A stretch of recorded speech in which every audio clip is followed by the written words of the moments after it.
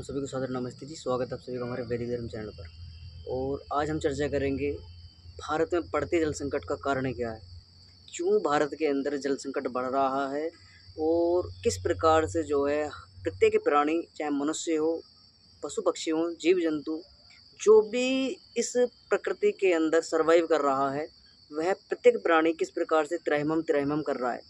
तो इसी पर पूरा का पूरा हमारा आज चर्चा होगी। किस प्रकार से जो है एक गंभीर संकट हमारे सामने उत्पन्न हो चुका है कि लोग जो हैं पीने के पानी के लिए दूर दूर दर दर भटक रहे हैं, और पीने का पानी जो है किस प्रकार से लोगों को मुहैया सरकार नहीं करा पा रही है, और ना वहाँ का जो ग्राउंड वाटर है उस जगह का, या नदियाँ हैं किस प्रकार से सूखने की कगार पर हैं। नदियों में पानी नहीं है, तालाब सूख चुके हैं, जो बोरवेल हैं बोरवेलों में पानी नहीं आ रहा है, आ भी रहा है तो वो दूषित आ रहा है, पोल्यूटेड आ रहा है। तो उसका कारण क्या है, क्यों ये सारी चीज़ें देखने को मिल रही है। पूरे के पूरे अभी नीति आयोग ने एक आंकड़ा जारी किया था। नीति आयोग ने स्पष्ट किया है कि भी किस प्रकार से पूरे के पूरे भारत के अंदर वाटर क्राइसिस आ चुका है, और सारे के सारे राज्यों के अंदर एक भी राज्य ऐसा नहीं है जिसके अंदर वाटर की समस्या ना हो, पानी की समस्या ना हो। गुजरात हो, मध्य प्रदेश हो, महाराष्ट्र हो, उत्तर प्रदेश हो, दिल्ली हो, हरियाणा हो, राजस्थान हो, पंजाब हो, जो भी हो। अगर उत्तर भारत की बात करें तो उत्तर भारत की स्थिति सबसे बदतर है। उत्तर भारत के अंदर राजस्थान की बुरी स्थिति है पानी के मामले में। उत्तर प्रदेश के जो दिल्ली एनसीआर का क्षेत्र है, इसकी भी स्थिति बुरी है। और क्योंकि दिल्ली एनसीआर के अंदर तो अभी कुछ लगभग 3-4 महीने पहले भी शोध हुआ था पानी के ऊपर, तो उसके अंदर यूरेनियम की पुष्टि हुई है कि भाई यहाँ के पानी इतने पोल्यूटेड हो चुका है कि उसके अंदर यूरेनियम मिल रहा है। तो कारण क्या है, क्यों ऐसा हो रहा है? तो सबसे पहले तो हम ये समझने का प्रयास करेंगे कि भाई हमारे जो लोग हैं, हम जो लोग हैं जो दैनिक यूज में जो वाटर यूज करते हैं, और उस वाटर को ठीक प्रकार से हम अनाधुंध दोहन कर रहे हैं। हम जो हमारे यहाँ पर बोरवेल लगे हुए हैं, उनके द्वारा जो समरसेबल घरों में लगे हुए हैं, उनका अधिक दोहन होता है। लोग चला चला कर भूल जाते हैं, और वो पानी जो है ऐसे ही रिसता रहता है सड़कों पर, ऐसे ही रिसता रहता है नालियों में। ऐसी जो नलकूप लगे हुए, टंकियाँ लगी हुई हैं गवर्नमेंट के द्वारा, उनका भी यही हाल है। टंकियाँ टूटी हुई हैं, पाइपलाइन फटी हुई हैं, उनसे भी पानी रीस रीस कर जो है पानी की समस्या होती है। अब जहाँ लोगों को पानी ठीक प्रकार से मिल रहा है, वो अपनी लापरवाही से उसको बर्बाद कर रहे हैं। जहाँ नहीं मिल रहा, तो वो लोग जो हैं सिस्टम के कारण, जो वहाँ की नगर पालिका हो या ग्राम पंचायत हो, जो भी वहाँ का संचालन करने वाले हैं, वाटर को ठीक प्रकार से सप्लाई चलाने वाले लोग हैं, अधिकारी हैं, पदाधिकारी हैं, उन लोगों की लापरवाही के कारण भी भारत के अंदर वाटर क्राइसिस देखने को मिल रहा है। क्योंकि इंडस्ट्री के कारण जो है एक समस्या इस तरीके की उत्पन्न हो चुकी है लोगों के सामने, कि हर लोग जो ये चाहते हैं कि हमको रोज़गार मिले। अब रोज़गार तुमको मिलना चाहिए, और रोज़गार कैसा हो? रोज़गार के चक्कर में लोग जो हैं ये चाहते हैं कि हमारे क्षेत्र में, हमारे गांव में, हमारे आस पड़ोस में, हमारे शहर के अंदर जो है इंडस्ट्री आएँ, अलग अलग तरीके की इंडस्ट्री आएँ, मैन्युफैक्चरिंग हब बने, और उन मैन्युफैक्चरिंग हब के कारण किस प्रकार से जो है एक पानी की समस्या को देखने को मिलती है कि लगभग 2-4, 10-5 साल बाद जो है वहाँ के लोग उस क्षेत्र को छोड़ने के लिए, पलायन करने के लिए तैयार हो जाते हैं। क्योंकि अब वर्तमान की हम पश्चिमी उत्तर प्रदेश की अगर बात करें, तो पश्चिमी उत्तर प्रदेश के अंदर बागपत हो, शामली हो, मुजफ्फरनगर हो, ये क्षेत्र जो हैं इस समय सबसे ज़्यादा पॉल्यूटेड पानी के लिए उत्तर प्रदेश के अंदर देखे जा रहे हैं कि किस प्रकार से ये तराई के क्षेत्र होने के बावजूद, हिमालय जो हमारा उत्तराखंड से लगभग 100-150 किलोमीटर का फासला ही है, तो वहाँ पर देखा जाए तो इतना तराई का क्षेत्र है, और उस तराई के क्षेत्र में जो पानी है, वो पानी किस प्रकार से लाल आ रहा है, पीला आ रहा है, और वो ग्राउंड वाटर किस प्रकार से पॉल्यूटेड हो रहा है। क्योंकि वहाँ पर जो मैन्युफैक्चरिंग हब लगे हुए, इंडस्ट्री लगी हुई हैं, उन इंडस्ट्रियों का जो वेस्टेज है, वो वेस्ट जो जाता है उन नदियों के कारण, वो ग्राउंड वाटर को किस प्रकार से पॉल्यूटेड कर रहा है। अब ऐसे ही मुरादाबाद ले लो, संभल ले लो, अमरोहा ले लो, इसकी भी स्थिति बद से बदतर है। ये हमारे पश्चिम उत्तर प्रदेश के अंदर ही आ रहे हैं, और इनकी भी स्थिति बद से बदतर है कि किस प्रकार से जो है पानी को जो है इंडस्ट्री के कारण भी दूषित किया जा रहा है। कि भाई लोगों के लिए, आज से हम देखा जाए तो 40-50 साल पहले तो लोगों को जो है हमारा वैसे कि जो मैनुअल हमारी आवश्यकता है वो यही है, रोटी कपड़ा और मकान। तो अब रोटी कपड़ा और मकान जो है, फसलों के लिए भी जल चाहिए, जल जो है जीवन चलाने के लिए भी चाहिए, पीने के लिए भी चाहिए, हर प्रकार से हमें जल की आवश्यकता पड़ती है। अब जल को अगर हम ठीक प्रकार से उसका उपयोग ना करें, उसका वेस्ट करें, तो कितने लोगों का जो है, कितने लोगों का जीवन संकट में आ जाता है। अब इसी के कारण अगर हम वर्तमान की स्थिति देखें, तो वर्तमान की यही स्थिति है। चाहे कोई सा भी राज्य ले लो, लोग वाटर को लेकर त्रैमाम करने, कुछ जो है सरकार ने भी किस प्रकार से जो है खनन करने की खुली छूट दे रखी है। नदियों के अंदर से बालू निकाला जा रहा है, गिट्टी निकाली जा रही है, खनन किया जा रहा है, पहाड़ों को खोदा जा रहा है, पेड़ पौधे काटे जा रहे हैं, जंगलों को काटा जा रहा है, जंगलों को नष्ट किया जा रहा है। अब उनके कारण क्या हो रहा है कि जो क्लाइमेट एकदम चेंज हो गया है। अब क्लाइमेट चेंज होने का परिणाम ये देखने को मिल रहा है कि मानसून का पूरा भरपूर समय चल रहा है। मानसून पूरा का पूरा उत्तर भारत या पूरे के पूरे भारत को घेर लेना चाहिए था, लेकिन मानसून सिमट कर रह चुका है दक्षिण में। वहीं से आगे के बढ़ने के लिए तैयार नहीं है मानसून।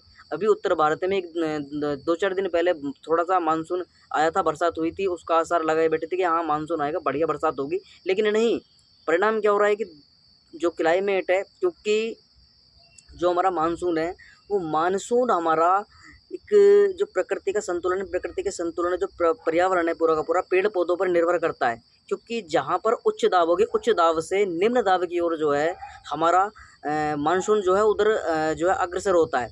तो हाई प्रेशर और लो प्रेशर का यहाँ पर कॉन्सेप्ट है। किस प्रकार से आप जियोलॉजी पढ़ते हैं तो उसमें स्पष्ट से हमें पता चलता है कि किस प्रकार से जो है पूरा का पूरा जो हमारा प्राकृतिक संतुलन है वो किस प्रकार से संचालित होता है। बादल किस प्रकार से बनते हैं, मानसून किस प्रकार से आता है, क्या उसका कारण है। अब देखा जाए तो उत्तर भारत के अंदर या पूरे के पूरे तुम भारत का ही ले लो तो कोई भी राज्य ऐसा नहीं है जहाँ खनन ना हो रहा हो, जहाँ पेड़ पौधों को ना काटा जा रहा हो, नदियों को बर्बाद ना किया जा रहा हो। तो सभी लोगों का, सभी जीव जंतु पशु पक्षियों का जीवन संकट में है। सरकार हमें ये देती है कि हम डेवलपमेंट करेंगे, हम विकसित राज्य बनाएंगे, विकसित सिटियाँ बनाएंगे। मानव की जो अधिक आवश्यकता जो बढ़ चुकी है, एक लालच बढ़ चुका है उसके अंदर कि भाई उसको हर चीज़ जो है ना, हर चीज़ इतनी आसान चाहिए कि मतलब एकदम तैयार चाहिए। लोग जो हैं परिश्रम करने के लिए तैयार नहीं है, लेकिन परिश्रम किस लाइन में कर रहे हैं कि वो अधिक से अधिक धन कमा पाएँ, हम अधिक से अधिक धन हो हमारे पास में। लेकिन उस धन को कमाने के लिए हम कितना संघर्ष हमारे जीवन के अंदर है, कितना असमंजस की स्थिति समाज के अंदर उत्पन्न हो चुकी है। लोग अपने परिवार को, अपने समाज को, अपने राष्ट्र को, अपने बच्चों को किसी भी प्रकार से समय नहीं दे पा रहे और ना किसी प्रकार से अपने स्वास्थ्य पर ध्यान दे पा रहे हैं। कारण कि उनको एक ऐसी रेस में, एक ऐसी दौड़ में लगा दिया गया है इंडस्ट्रीज के द्वारा। इन जो बिजनेसमैन जो व्यापारी वर्ग है, ऐसा व्यापारी वर्ग जो मनुष्य को एक मशीन बना के रख दिया है, जिसने उसको ये बता दिया कि भाई तुम्हारे जीवन की मूलभूत आवश्यकता अगर है तो पैसा है, पैसे से बढ़कर कुछ भी नहीं है। अब उसी पैसा को कमाने के लिए लोग जो हैं रात दिन जो हैं लगे हुए हैं, गधों की तरह, जानवरों की तरह जुड़े हुए। जो भी जानवर होता है उसको भी किस प्रकार से जो उसको लगा दिया जाता है एक काम पर जो है, और वो रात दिन लगा रहता है, उसको पता ही नहीं है कि मेरे से कितना काम करा लिया गया।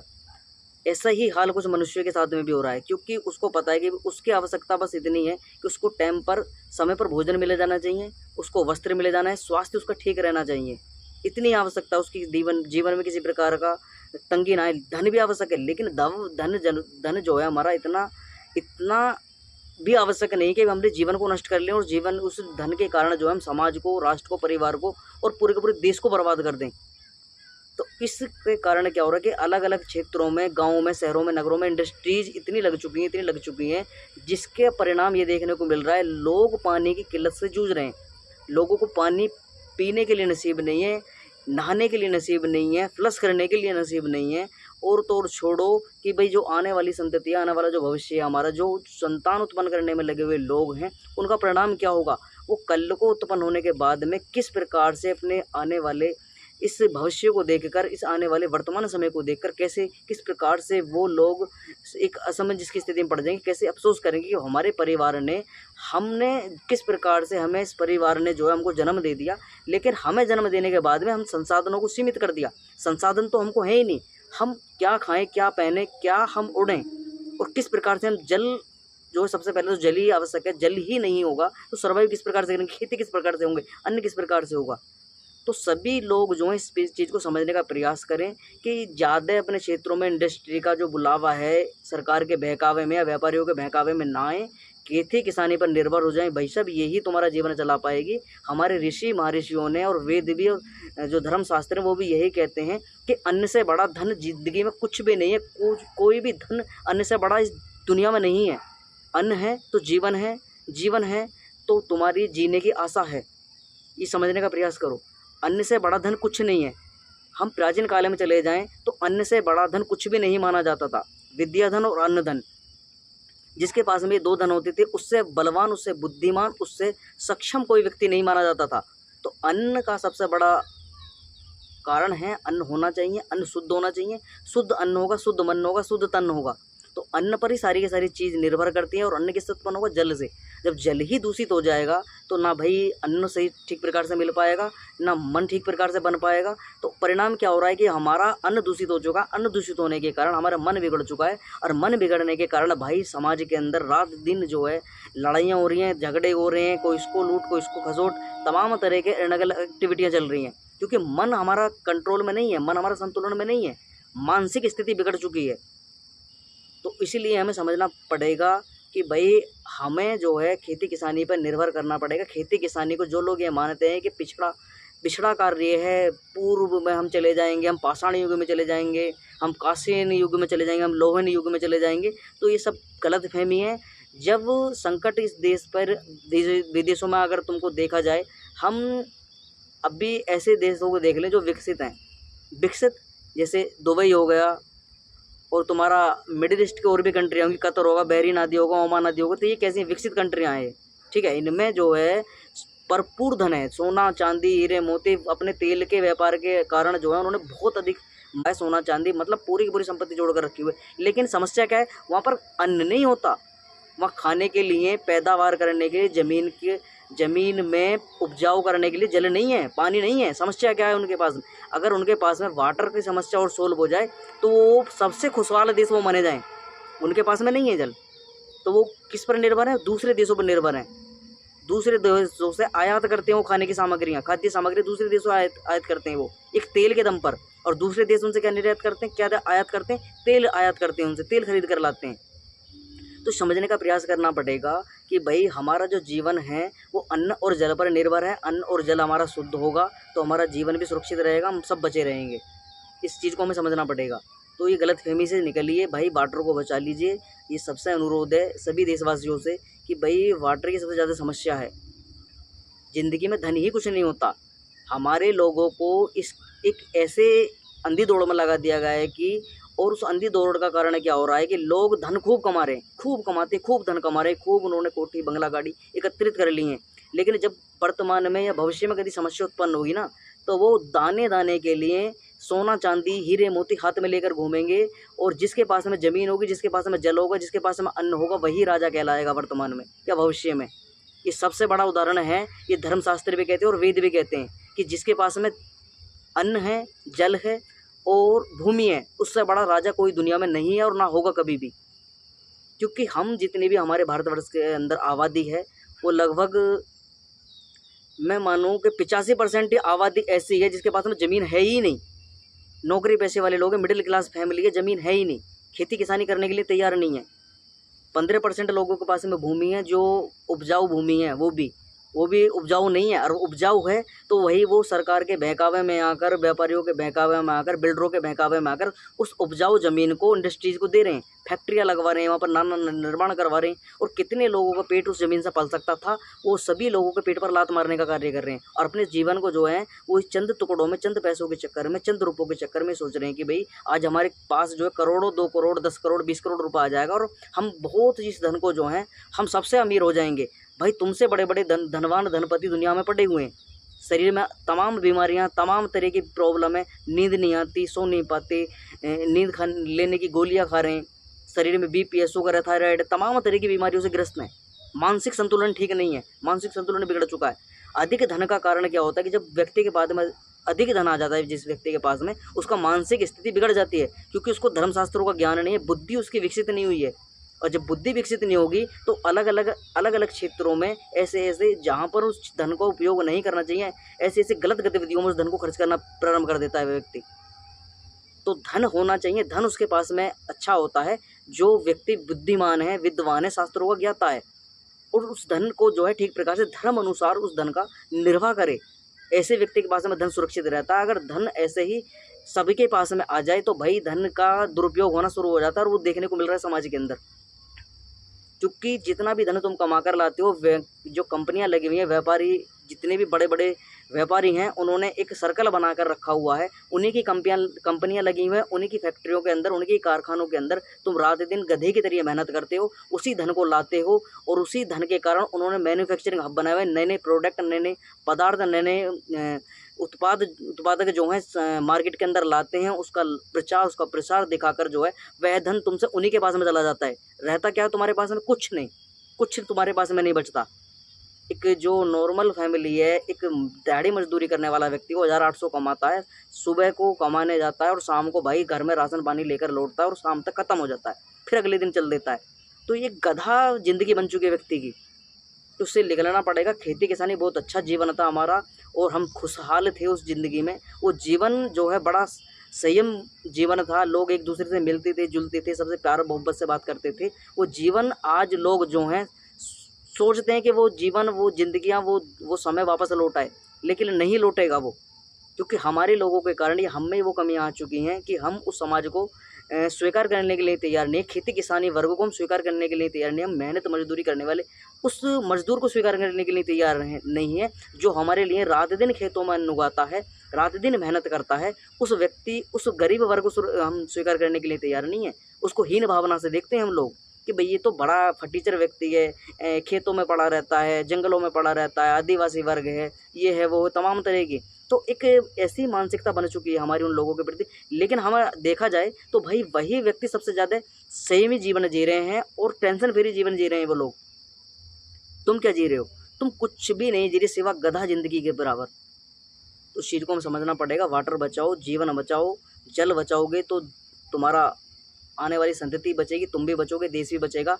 नहीं तो भाई जिन देशों के अंदर जल की कमी है, अन्न की कमी है, उन देशों को देख सकते हो, अफ्रीका आदि देश हैं या मिडिल ईस्ट की कंट्रियों को देख लो, तो भाई बुरा हाल है। तो इसलिए अपने देश को सुरक्षित कर लो, अपने कल को बचा लो, जल को बचा लो, अन्न को बचा लो और जैविक खेती पर निर्भर हो जाओ। ये जो फर्टिलाइज़र तुम डालकर जो उर्वरकता के नाम पर जो है कि भाई अधिक यूरिया डालेंगे, अधिक डीएपी डालेंगे तो ज़मीन उर्वरा होगी, ज़मीन उर्वरक नहीं होगी, ज़मीन बंजर हो जाएगी और बंजर होने का परिणाम ये होगा कि उससे जल खत्म हो जाए। ग्राउंड वाटर का सबसे बड़ा प्रॉब्लम का कारण क्या है? ग्राउंड वाटर जो सबसे ज़्यादा सूखने का कारण है वो खेतों के अंदर अधिक फर्टिलाइज़र डाला जाना, अधिक यूरिया की बर्बाद करना। क्योंकि यूरिया क्या करता है, ज़मीन के अंदर हीट उत्पन्न करता है और हीट क्या करती है, उस वाटर को जो है वाष्प के कारण जो है उड़ा देती है, वाष्प बनाकर उड़ा देती है। वो पानी कहाँ चला जाता है? वो वातावरण में उड़ जाता है ऊपर, ठीक है, आकाश में चला जाता है। और वो वाटर क्या करता है, वो ऊपर से फिर वर्षा बनकर वापस आता है। लेकिन ग्राउंड वाटर क्या हुआ हमारा? ग्राउंड वाटर तो हमारा सूख गया। रिचार्ज हमारा रिसाइकल इतना नहीं हो पा रहा, हम ग्राउंड वाटर को रिचार्ज नहीं कर पा रहे क्योंकि मानसून अधिक होता नहीं। ग्राउंड वाटर हमारा सूखने का सबसे बड़ा कारण है कि नदियों में पानी नहीं है, मानसून ठीक प्रकार से नहीं होता। हमारे गाँवों के अंदर, शहरों के अंदर, नगरों के अंदर तालाब नहीं बची, बावड़ियाँ नहीं बची। पहले क्या होता था, प्राचीन काल में लोग बावड़ियाँ बनाते थे, तालाब बनाते थे, सरोवर बनाते थे, कुएँ बनाते थे, तो उनके अंदर वाटर को स्टोर कर लेते थे मानसून के समय पर।